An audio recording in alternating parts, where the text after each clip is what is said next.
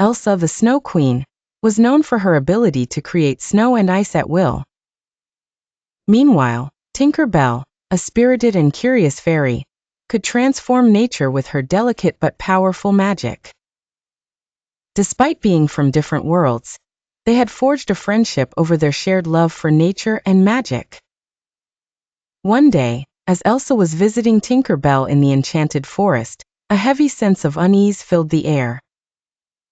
The once vibrant forest was dim and lifeless. Tinker Bell explained that the crystal acorn at the heart of the forest had been accidentally frozen, and its magic had stopped spreading light. "We must work together," Tinker Bell insisted, fluttering with urgency.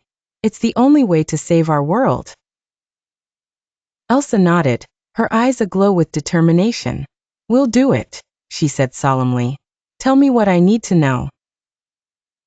They approached the crystal acorn, nestled deep within the oldest oak tree of the forest.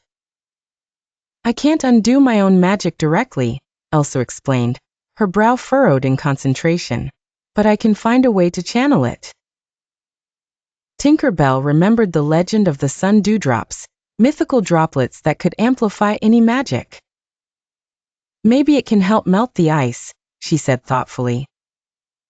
Together, they flew to the highest mountain, where the sun dewdrops were said to appear at dawn.